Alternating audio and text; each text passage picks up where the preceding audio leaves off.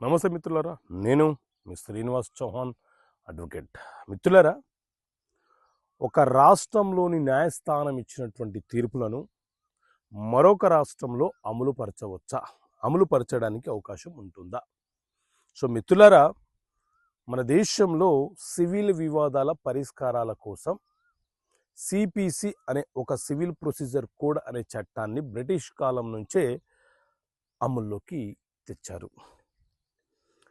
ఇందులోని సెక్షన్ 40 ఏం చెప్తుంది అని అంటే, ఏదైనా ఒక రాష్ట్రంలోని న్యాయస్థానము ఏదైనా కేసుని విచారణ జరిపి తీర్పునిచ్చినప్పుడు ఆ తీర్పును మరొక రాష్ట్రంలో అమలుపరిచే సందర్భం వస్తే ఆ రాష్ట్రం యొక్క న్యాయస్థానానికి ఆ కేసును బదిలీ చేసి ఆ రాష్ట్రానికి సంబంధించి తీర్పులను ఎలా అమలుపరచాలో వాటికి సంబంధించిన నిబంధనలు ఏవేవైతే ఉన్నాయో ఆ నిబంధనల ప్రకారంగా ఈ తీర్పులను, అంటే ఈ రాష్ట్ర తీర్పులను ఆ రాష్ట్రంలో మరొక రాష్ట్రంలో అమలుపరచవచ్చు అని చెప్పి ఈ సెక్షన్ 40 చాలా స్పష్టంగా వివరణ ఇస్తుంది.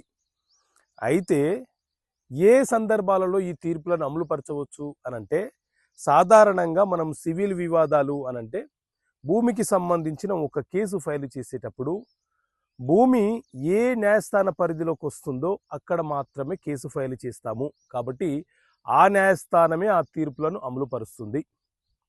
అంటే డిస్ప్యూటు ఏ ప్రాంతంలో ఉంటుందో ఆ ప్రాంతం ఏ న్యాయస్థాన పరిధిలోకి వస్తుందో అక్కడ ఫైల్ చేస్తుంటాం. కాబట్టి అక్కడే ఆ న్యాయస్థానాలు అమలుపరుస్తూ ఉంటాయి. మరి ఏ సందర్భంలో ఇతర రాష్ట్రాలకు డిక్రీలు బదిలీ చేయబడతాయి, అమలు చేయబడతాయి అని అంటే, అప్పు వసూలుకు సంబంధించినవి.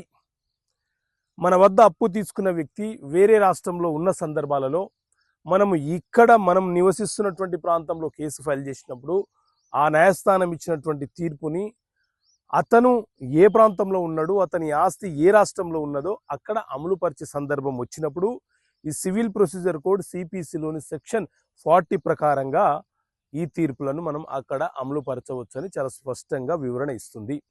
సెక్షన్లు చదవకుండా, నేను చెప్పిన అంశాన్ని తెలుసుకోకుండా కామెంట్లు చేయకండి మిత్రులారా. ఓకే మిత్రులారా, థ్యాంక్ యూ. జై హింద్.